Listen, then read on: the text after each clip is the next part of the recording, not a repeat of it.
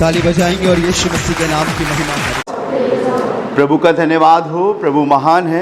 जब उसे ये खबर लगी, क्योंकि उसने कलाम से ये सीखा था, वो यहूदी था, कि मुझे छोड़ दूसरे को ईश्वर करके ना मानना और ना अपने लिए कोई मूर्ति खोद कर बनाना। एक ऐसे राज्य में रहा करता था जहां हुक्मरान, सल्तनत, संग में काम काज करने वाले लोग उसके खिलाफ थे। पता ही नहीं चलता था कौन फेवर में है, कौन उसके फेवर में नहीं है।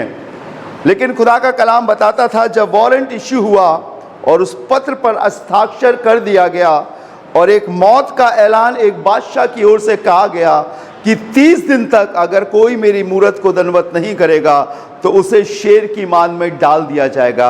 एक ऐसी सिचुएशन में जब सब उसके विरोध में हैं, सब उसके खिलाफ हैं, सब उसके अगेंस्ट हैं, शायद उसे समझौता कर लेना चाहिए था। शायद इतनी बड़ी भीड़ को देखकर उसे, उनकी बातों को सुनकर उसे भी सजदा कर लेना चाहिए था। लेकिन उसने कहा नहीं, चाहे मेरे प्राण चले जाएं, चाहे मेरी जिंदगी बर्बाद हो जाए, चाहे मैं तबाह हो जाऊं, लेकिन मैं अपने खुदावंद को नहीं छोड़ूंगा। और चाहे खुदावंद भी मुझसे मुंह मोड़ ले, मैंने इस बात को अपने जीवन में जाना है कि मैं संसार से कभी समझौता नहीं करूंगा।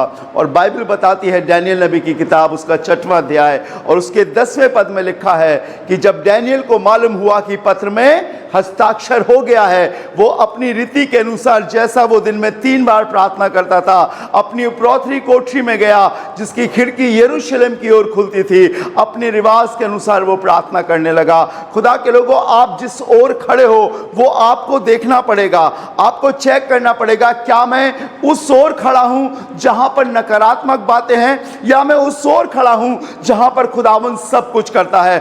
आप किस फेवर में हो?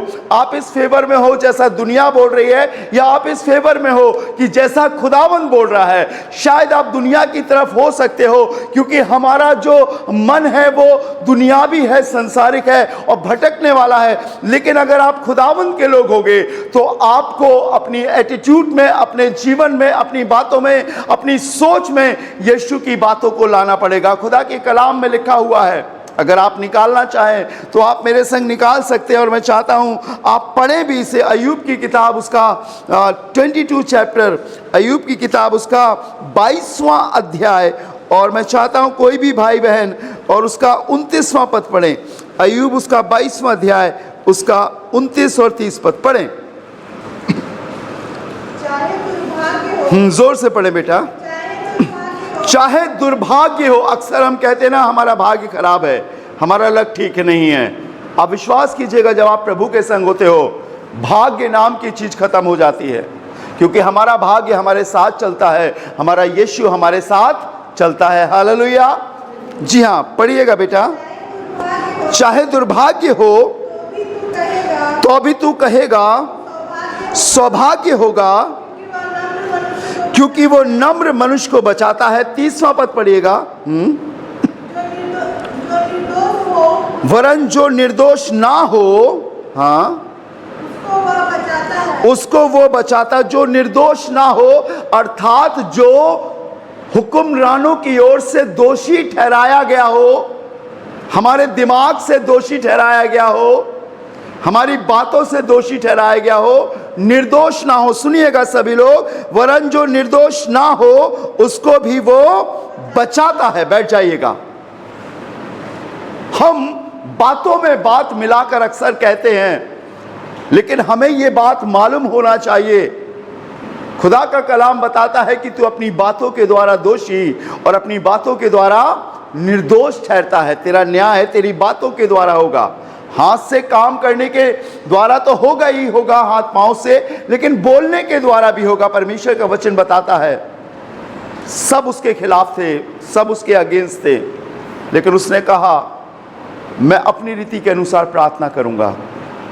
आज जब हमारे चारों ओर ये बातें हैं, कुछ पक्ष के लोग हैं, कुछ विपक्ष के लोग हैं, कुछ अनजाने में कह देते हैं, कुछ जानबूझकर उन बातों को करते हैं। लेकिन मैं आज आपको बताना चाहता हूं, ये बातें, ये माहौल इस बात को डिसाइड करता है कि आप किस ओर हो। मैं एक जगह आपको ले जाना चाहता हूं। मैं और आप एक ऐसे प्रभु के लोग हैं जिसके पास बहुत बड़ी दया है, बहुत बड़ा अनुग्रह है। आप उसे नाप नहीं सकते, आप उसे तौल नहीं सकते। खुदा के कलाम में लिखा है, और मैं भी इस बात को आपको उर्दू में पढ़ना चाहता हूं ताकि आप बाखूबी समझ सके।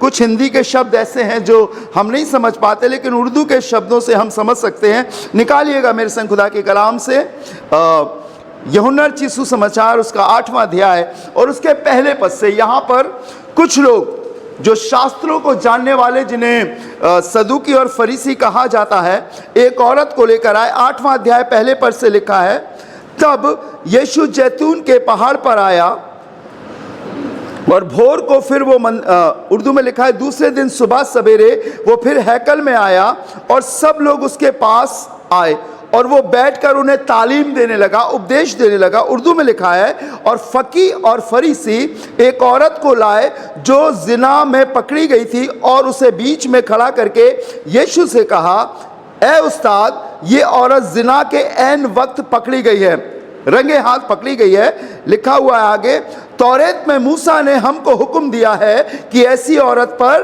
पथरवा करे, बस तू इस औरत के बारे में क्या कहता है? 6वां पद बताता है, उन्होंने उसे आजमाने के लिए कहा ताकि उस पर इल्जाम लगाने की कोई वजह निकाले, मगर यीशु झुककर उंगली से जमीन पर लिखने लगा। समझ रहे हो ना आप जिस खुदा के पास आए हो, यहां पे नाटक नहीं चलता, यहां पे मेकअप नहीं चलता, यहां पर दिखावा नहीं चलता, यहां पर छिपा के कुछ कहना नहीं चलता, क्योंकि परमेश्वर सब कुछ जानता है। चूंकि यीशु ने मौका दिया है, सो हमें समय मिलता है, अनुग्रह बहुत मिला, सो हमें मौका मिलता है। लेकिन ये औरत वक्त अनुसार, व्यवस्था अनुसार और अपने कामों के अनुसार गुनहगार है। और व्यवस्था भी इसके सामने बताई गई कि तौरेत में या व्यवस्था में मूसा ने कहा है कि ऐसी औरत को क्या करना है? पथरवा करना और मार डालना है, खत्म कर देना है। लेकिन तू क्या कहता है? जब हम यीशु के पास आते हैं, खुदा के लोगों, दुनिया तो शायद हम पर इल्जाम लगाएगी, हमारा मन भी एक दूसरे पर इल्जाम लगाएगा, लेकिन जब हम यीशु के पास आते हैं सब कुछ बदल जाता है। वो जानता है इंसान कमजोर है, वो जानता है कि इंसान में ये काबिलियत नहीं, वो अपने विश्वास में स्थिर नहीं, वो मौका परस्त है। जैसा मौका मिलता है वैसी बातें बोलता है, जैसा देश वैसा भेष बन जाता है। लेकिन खुदावंद अपने वादों से, अपनी बातों से कभी नहीं मुकरता। खुदा के कलाम में लिखा है, वो अपने नाम से अधिक अपने वचन को अहमियत देता है। Hallelujah, hallelujah. लोग बदल जाए, दुनिया बदल जाए, बातें बदल जाए, लेकिन यीशु मसीह कभी नहीं बदलता। और ये यीशु में कमी ढूंढने के लिए उस औरत को लेकर आए और कहने लगे, ये रंगे हाथ पकड़ी गई है, तू क्या कहता है? मालूम यीशु ने क्या कहा? कोई पढ़े आगे, इसका 7वां पद पढ़े, देखिए क्या लिखा हुआ है। जब वे उससे पूछते रहे तो उसने सीधे होकर उनसे कहा, तुम में जो, क्या लिखा है? तुम में जो निष्पाप हो वही पहले उसको पत्थर मारे। ठीक है, हमें लग रहा है ऐसा हो रहा है, लेकिन आपको मालूम है सब पर परमेश्वर का नियंत्रण है, सब कुछ उसके कंट्रोल में है। बाइबल में लिखा है, तुम इतनी बड़ी परीक्षा में नहीं पड़े जो तुम्हारे सहन से बाहर है। अगर परीक्षा आती है तो वो परीक्षा से निकालता भी है। हालेलुया। अगर दुख आते हैं तो वो दुख से निकालता भी है। अगर आंसू आते हैं तो उसके पास आंसू को रखने का एक बर्तन भी है। लिखा है परमेश्वर के वचन में, खुदा का कलाम बताता है, जो आंसू बहाते हुए बोते हैं वो जय जयकार करते हुए लवने पाएंगे। और एक दिन ऐसा आएगा जब आप समझ ही नहीं पाओगे कि परमेश्वर हमारी ओर खड़े होकर हमारे लिए क्या निर्णय दे रहा है। आप एक ऐसे प्रभु की तरफ हो जो सब कुछ जानता है। ये एक स्क्रिप्ट लिखी गई है, ये सारी बातें पहले से लिखी गई है और जिसको लोग अंजाम दे रहे हैं। आप डरो मत, आप घबराओ मत, आप बेचैन मत हो, आप मुंह से अनाप शनाप मत बको, ऐसा ऐसा ऐसा ऐसा कुछ मत बोलो। आप सिर्फ एक काम करो कि अगर ये वारंट इशू किया गया है तो मुझे जाना है डैनियल के समान प्रार्थना करने के लिए। हालेलुया, हालेलुया, जो इतनी ताकत रखता है, इतनी सामत रखता है कि सब कुछ बदल सकता है। और बाइबल में लिखा है वो उंगली से जमीन पर लिखने लगा और कहने लगा तुम में जो बेगुनाह हो, जिसने कोई पाप ना किया हो, वो पहला पत्थर मारे। और बाइबल में क्या लिखा हुआ है, पढ़िएगा आगे। जी हाँ, कोई पढ़े 8वां पद। और फिर झुककर उंगली पर उंगली से लिखने लगा। जी हाँ, परंतु वो ये सुनकर बड़ों से लेकर छोटों तक, लिखा परंतु ये सुनकर बड़ों से लेकर छोटे तक एक एक करके निकल गए। हाँ, सब निकल गए और यीशु अकेला रह गया और स्त्री वहीं बीच में खड़ी रह गई। सिर्फ यीशु रह गया। जब वो खड़ा होगा, बाइबल में लिखा है जब वो बोलना शुरू करेगा तो कौन जवाब दे पाएगा? हमारा मुकदमा वही लड़ता है, हमारी तरफ से वही खड़ा होता है। और शायद हम संसारिक झमेलों में इतने अधिक लिप्त हो गए हैं कि कई बार हमने परमेश्वर की सामर्थ को छोटा जान लिया। कभी नहीं। परमेश्वर के कलाम में लिखा है, अय्यूब कहने लगा, शायद अय्यूब 19वें अध्याय उसके 25वें पद में लिखा है, मुझे तो निश्चय है कि मेरा छुड़ाने वाला जीवित है और वो अंत में पृथ्वी की छोर पर खड़ा होगा। और मैं अपने खाल के नाश हो जाने के बाद भी, अपने शरीर के नाश हो जाने के बाद भी, मैं फिर अपनी आंखों से अपने परमेश्वर का दर्शन करूंगा। लोग खिलाफ हैं, जमाना खिलाफ है, हम उसके खिलाफ खड़े होने वाले हों और प्रार्थना में, अपनी पॉजिटिव बातों में, अपने पॉजिटिव एटीट्यूड में कि एक दिन शायद हमारे जीवन में ऐसी परिस्थिति आए तो हम क्या स्टैंड करेंगे। और अगर हम खुदा के कलाम से वाकिफ नहीं होंगे तो हम गिर जाएंगे और मिट जाएंगे। बाइबल में लिखा है वो स्त्री और वो औरत वहां पर खड़ी रह गई। उसने कहा, क्या किसी ने तुझ पर दंड की आज्ञा नहीं दी? उसने कहा, नहीं, जा मैं भी तुझ पर दंड की आज्ञा नहीं देता। आप किस ओर खड़े हैं? बाइबल बताती है सबने पाप किया और परमेश्वर की महिमा से रहित हैं, कोई निर्दोष नहीं है। हमारा जन्म ही पाप में होता है, लेकिन एक है जो हमारी तरफ से खड़ा होता है। बाइबल में लिखा है, अगर आप पढ़ना चाहें खुदा के कलाम की, ये बहुत सुंदर मुझे आयत लगती है। लिखा है, वैद्य भले चंगों के लिए नहीं परंतु रोगियों के लिए होता है। लूका रचित सुसमाचार 5वां अध्याय उसका 30 और 31 पद पढ़िए, देखिए क्या लिखा हुआ है। जी हाँ, पढ़िए, लूका रचित सुसमाचार 5वां अध्याय 30 और 31 पद। जी। इस पर फरीसी और उसके शास्त्री उसके चेलों से ये कहकर कुड़कुड़ाने लगे, कहने लगे, हाँ, तुम चुंगी लेने वालों और पापियों के साथ क्यों खाते पीते हो? हाँ। यीशु ने उनको उत्तर दिया, यीशु ने उनको उत्तर दिया, वैद्य भले चंगों के लिए नहीं परंतु बीमारों के लिए आवश्यक, परंतु बीमारों के लिए अवश्य है। और ये मेरे और आपको जानना पड़ेगा कि यीशु मसीह मेरे और आपके लिए है। वो धर्मियों को नहीं लेकिन पापियों को बचाने के लिए आया है। जब वो जक्कई नाम एक शख्स चुंगी लेने वाले के घर में गया तो मालूम लोग क्या कहने लगे? कुड़कुड़ाकर बड़बड़ाकर कहने लगे, ये तो एक पापी मनुष्य के यहां जा उतरा है। अगर दुनिया के हिसाब से, जमाने के हिसाब से, व्यवस्था के हिसाब से, लॉ के हिसाब से अगर हम गुनहगार हैं तो कभी ये मत सोचिएगा कि यीशु आपके संग नहीं है। पूरी व्यवस्था के अनुसार ये औरत गुनहगार थी। तौरेत अर्थात पूरी 5 किताबों के अनुसार वो गुनहगार थी। जक्कई भी उनकी व्यवस्था के अनुसार गुनहगार था, लेकिन फिर भी यीशु आया। और अगर आप यीशु की तरफ खड़े नहीं होंगे तो आप एक दिन दोषी ठहराए जाएंगे। और मालूम लोग कुड़कुड़ा कर कहने लगे, ये तो एक पापी मनुष्य के यहां जा उतरा है। तब यीशु मसीह ने मालूम क्या कहा? लूका रचित सुसमाचार उसके 19वें अध्याय में ये सारा विवरण मिलता है। यीशु मसीह ने क्या कहा? जब जक्कई खड़ा हुआ, यीशु ने कहा, मुझे तेरे घर में रहना अवश्य है। जक्कई खड़ा हुआ और कहने लगा, मैं अपनी सारी संपत्ति कंगालों को दे देता हूं, जिसका न्याय करके लिया है उसका चौगुना फेर देता हूं। ऐसी बातें करने लगा। लेकिन यीशु मसीह ने मालूम क्या कहा उसके लिए? आप गलत के संग नहीं खड़े होगे, आप अलग होगे। लेकिन आपको मालूम है एक है जो खड़ा होता है, एक है जो कमियों को दूर कर सकता है, एक है जिसे सबूत की जरूरत नहीं है। वो लोगों के बयान पर डिपेंड नहीं करता अपने डिसीजंस को। उसका एक समय है और जब समय आएगा तो सब चीजें बदलेंगी। हालेलुया। बाइबल बताती है आंसू बहाने का समय है और हंसने का भी समय है, दुख का समय है और एक दिन खुशी का भी समय आएगा। लेकिन हम कहां स्टैंड करते हैं? ये बहुत बड़ा निर्णय, ये बहुत बड़ा डिसीजन है कि हम किस ओर खड़े हैं। यीशु मसीह किस ओर खड़ा है? आप उस ओर हो या उस ओर हो जहां पर जमाना दोष लगा रहा है। और यीशु खड़ा हुआ और कहा, मालूम क्या कहा, ये भी इब्राहिम का एक बेटा है। समझ रहे हो ना आप? जक्कई के घर में उसने कहा, ये चुंगी लेने वाले के घर में कहा, एक गुनहगार के घर में कहा। पढ़ा है आपने? नहीं पढ़ा? लूका 19वां अध्याय निकालिए, जल्दी से पढ़िएगा। देखिए वहां पर लिखा हुआ है 7वां पद, 9वां पद पढ़े। तब यीशु ने उससे कहा, तब यीशु ने उससे कहा, आज इस घर में उद्धार आया है। आज इस घर में क्या आया है? उद्धार आया। और आगे, इसलिए कि ये भी अब्राहम का एक पुत्र है। ये भी इब्राहिम कब था? उत्पत्ति में। और यीशु मसीह कहाँ है? नए नियम में। खुदा के लोगों, आप उन बातों में, उस बहाव में मत बहिए जो लोग कह रहे हैं हम अलग हैं। हम उन बहाव के अगेंस्ट खड़े होने वाले हैं, हम प्रार्थना करने वाले हैं। और हमारा प्रभु हमें देख रहा है कि इस स्थिति में आप कब तक विश्वास में बने रहोगे। और बाइबल में लिखा है, जब परमेश्वर का पुत्र मसीह आएगा तो क्या दुनिया में ईमान या विश्वास पाएगा? ये हमें देखना है, हमें समझना है। और अगर हम यीशु की तरफ स्टैंड करेंगे तो मैं आपको बताना चाहता हूं, आप जयवंत होगे। अभी लग रहा है कि संसार जीत रहा है, नहीं, ये धोखा है। विजय यीशु है। हालेलुया। और लिखा है वो हमें रोज जय के उत्सव में लिए फिरता है।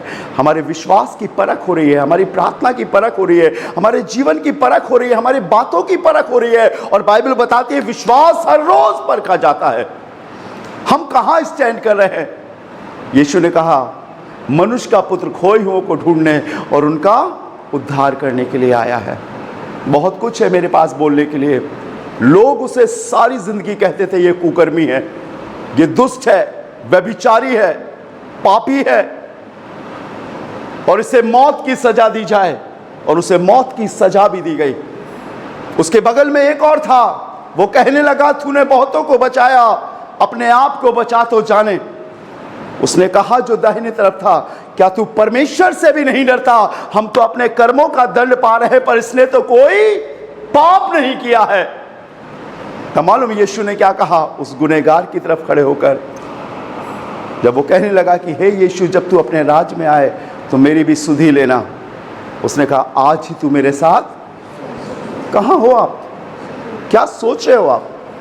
आपकी मन की भ्रांतियां, आपके मन की सोच, आपकी बातें ये डिसाइड करती है कि आप यीशु की तरफ हो या संसार की तरफ हो। और जो हमारा स्टैंड है वैसे हमारे जीवन में ब्लेसिंग्स आएंगी। ये समय हम सब के लिए प्रार्थना का समय है, हम सब के लिए दृढ़ता से खड़े होने का समय है, हम सब के लिए उपवास सहित प्रार्थना करने का समय है। क्योंकि बंधन टूटेगा, और जिस दिन बंधन टूटेगा हम फक्र से कहेंगे कि हमारा खुदावंद हमारी ओर है। Hallelujah, hallelujah. और इसीलिए बाइबल बताती है, जो निर्दोष ना भी हो तब भी परमेश्वर उसे बचाता है। लोगों के हिसाब से, लोगों की बातों के हिसाब से हो सकता हम गलत हो, हम गुनहगार हो, लेकिन हम एक शख्स को जानते हैं, एक सामर्थ को जानते हैं जो हमारा फेवर करती है, जो हमारी तरफ खड़े होती है। लोग उसे कुकर्मी, जब भी आप परमेश्वर के वचन में उस क्रूस पर लटके हुए कुकर्मी के विषय में पढ़ते होगे, आपको उसका नाम भी नहीं पता होगा कि उसका नाम क्या है, लेकिन आप उसे संबोधित करते होगे डाकू, आप उसे संबोधित करते होगे कुकर्मी। लेकिन आपको मालूम है ऐसी शख्स की तरफ से यीशु मसीह खड़ा हुआ, और वो आज हम में से हर एक की तरफ से खड़ा है, हम में से हर एक के तरफ से वो फेवर कर रहा है। उसका लहू बेकार नहीं जाएगा, उसकी कुर्बानी बेकार नहीं जाएगी, आपकी दुआएं बेकार नहीं जाएंगी, आपका समर्पण बेकार नहीं जाएगा, आपका खुदा के सामने आंसू बहाना बेकार नहीं जाएगा। एक दिन वो खड़ा होगा और दुनिया चुप हो जाएगी। Hallelujah, hallelujah. आइए अपनी आंखों को बंद करें, दुआ करेंगे। खुदावंद, हम आपके शुक्रगुजार हैं कि आप हमारे प्रभु हैं। आपको पाकर, आपको जानकर हमें हिम्मत होती है, और इस बात को भी हम भली भांति जानते हैं प्रभु, सब बेजुबान हो, सब बदल जाए, लेकिन आप कभी नहीं बदलते, आपकी बातें कभी नहीं बदलती। हमें लग रहा है कि आज दुख है, लेकिन प्रभु ये हमारे संभलने का समय है, हमारे शुद्ध और प्योर होने का समय है कि हम तेरे पास आएं और अपनी आत्मा को और शुद्ध और पवित्र कर सकें। क्योंकि प्रभु हम जानते हैं इस बात को कि तेरी दृष्टि हमारे मनों पर होती है। ऐ खुदावंद आपसे प्रार्थना करते हैं, तेरे लोगों को हिम्मत दे, तेरे लोगों को संभाल। वचन की मलामत के द्वारा खुदावंद ने और जोरावर कर प्रभु, और ये बार बार कह सके कि मेरा खुदावंद मेरी ओर है, मेरा प्रभु मेरी ओर है। और जब खुदावंद हमारी ओर है तो हमारा विरोधी कोई नहीं हो सकता। हम जानते हैं बातें, समय बदलता है, मौसम बदलते हैं, लोग बदलते हैं, लेकिन तेरी बातें जो बिंदु से बिंदु जब तक पूरी ना हो जाए कभी नहीं टलती। खुदावंद आज प्रार्थना करता हूँ प्रभु अपने हॉस्पिटल के लिए, अपने हॉस्पिटल के सभी लोगों के लिए प्रभु जी, एक एक काम करने वाले के लिए, चाहे वो छोटा हो चाहे वो बड़ा हो प्रभु। मैं चाहता हूँ प्रभु तू इन्हें एक आत्मा कर, एक दिल कर प्रभु। प्रार्थना में खुदा ये घुटने टेके, अपने जीवन को तेरे हाथों में सौंपे प्रभु। और इस समय खुदावंद सबसे अधिक कि तेरे लोग तुझसे प्रार्थना करें प्रभु, इन्हें संभाल, इन्हें हिम्मत दे प्रभु। मैं फिर एक बार दुआ करता हूँ प्रभु उन मसलों के लिए जो पुराने हैं, चल रहे हैं, अपने एच के मसीह भैया के लिए, अपनी दीदी के लिए खुदावंद, अपने शीनू भैया के लिए, एलसी मैम के लिए प्रभु, और जो हमारे डॉक्टर्स हैं, जो हमारे स्टाफ है प्रभु, इन सबको हम तेरे हाथों में सौंपते हैं। हर एक बातों में, हर एक सोचों में खुदावंद ये कहे कि मेरा खुदावंद मेरे लिए भला है और वो सब कुछ पूरा करेगा, सब कुछ ठीक करेगा प्रभु। मैं फिर एक बार एक एक बातों को प्रभु तेरे लहू में छिपाता हूँ खुदावंद। तू एक ऐसा प्रभु है जिसे किसी सबूत की जरूरत नहीं है प्रभु, जो दूर ही से मनुष्य की चाल देखकर समझ लेता है कि वो कैसे विचार कर रहा है प्रभु। आज दुआ करता हूँ यीशु मसीह नासरी के नाम से एक एक बंधन तोड़े जाए, यीशु मसीह नासरी के नाम से एक साफ और सरल रास्ता निकलने वाला हो सके और सब कुछ ठीक होने वाला हो सके। मैं अपनी नजरों के सामने प्रभु यीशु मसीह अपने इस संस्था को और बढ़ते हुए देख सकूं, और इस जमीन पर खुदावंद सिर्फ तेरे नाम की महिमा हो, ना शैतान का कब्जा हो और ना शैतानी लोगों का कब्जा हो प्रभु। जो लोग अपने मन में गलत धारणाएं बनाए बैठे हुए हैं, यीशु के नाम के द्वारा उनके मन की गलत धारणाएं ना छोड़े पाए, और प्रभु एक एक जन फिर से उठकर मजबूत होने वाला हो सके। हमारे इन बच्चों को प्रभु जिन्होंने अपनी जिंदगी को शुरू ही किया है, नादान है प्रभु, आज प्रार्थना करते हो इन्हें मजबूत विश्वास में आगे बढ़ा प्रभु। कुछ समय, कुछ दिन, कुछ वर्ष ये हमारे साथ रहेंगे, लेकिन मैं चाहता हूं प्रभु ये बहुत मजबूती से यहां से निकल कर जाए प्रभु, और जब भी इनके जीवन में कोई भी प्रॉब्लम आए तो यीशु मसीह ये देख सके कि आप इनकी तरफ खड़े हैं। इन्हें मजबूती देना, बुद्धि, ज्ञान और सामर्थ्य देना, एग्जाम में, एजुकेशन में इनकी सहायता करना, एक एक बच्चा प्रभु हमारा यहां से कामयाब हो सके प्रभु। इनके मनों को बदलना, जीवन को बदलना, गलत बातों को दूर करना प्रभु, और सच्चाई से ये आगे बढ़कर तेरी सामर्थ्य में और मजबूत हो सके प्रभु। सफलता के साथ साथ यीशु को भी लेकर ये जाने वाले हो सके, इनकी मदद करना प्रभु। अपने टीचर्स के लिए दुआ करता हूं प्रभु, अपनी सामर्थ और अपनी आशीष दे प्रभु। बड़ी जिम्मेदारी है इनके कांधों पर प्रभु, बाखूबी इन्हें निभाने की सत्यता से सामर्थ दे प्रभु। संसार की बातों को नहीं, लेकिन उन बातों को कर सके जो आपने इनके लिए ठहराई है प्रभु। मदद करना इनके परिवारों पर, इनके बच्चों पर, इनके माँ बाप पर प्रभु जी तेरा अनुग्रहकारी हाथ बना रहे खुदावंद। हम सब कुछ आपके हाथों में सौंपते हैं। आज के दिन प्रभु इनके पास कोई भी ऐसी खबर ना आने पाए जिससे ये दुखी हो, लेकिन एक अच्छा सुसमाचार इन्हें मिल सके जिससे ये मजबूत हो सके और आगे बढ़ सके प्रभु। मैं जानता हूं खुदावंद तू इतनी बड़ी परीक्षा में कभी नहीं डालता। हाँ, अपने बेटे, अपनी बेटी, अपने संतानों को संभाल और हिम्मत दे और एहसास दिला प्रभु कि तू इनके साथ है प्रभु। तेरे दास होने के नाते मैं प्रार्थना करता हूं तेरा जीवन इन्हें मिल सके प्रभु, तेरी हुजूरी में आगे बढ़ सके और जान सके प्रभु लोग नहीं हैं लेकिन आप इनके साथ हमेशा बने रह सके प्रभु। मदद और सहायता करना, हम सब कुछ आपके हाथों में सौंपते हैं। सारा आदर, सारी महिमा आपको देते हैं और खुदावंद यीशु के नाम से मांगते हैं, आमीन। हे हमारे पिता तू जो स्वर्ग में है, तेरा नाम पवित्र माना जाए, तेरा राज आए, तेरी इच्छा जैसे स्वर्ग में पूरी होती है वैसे पृथ्वी पर भी हो। हमारे प्रतिदिन की रोटी आज हमें दे, तू भी हमारे अपराधियों को क्षमा कर, हमें परीक्षा में न ला परंतु बुराई से बचा, क्योंकि राज्य, पराक्रम और महिमा सदा तेरी है, आमीन। और अब हमारे खुदावंद यीशु मसीह का फजल, खुदा बाप की मोहब्बत और पाक रूह की रिफाकत और शराकत हमें से हर एक के संग अब से लेकर हमेशा तक होती रहे, आमीन। Praise the Lord. मुस्कुरा कर बोलेंगे praise the Lord. May God bless you. प्रभु आपको खूब आशीष दे।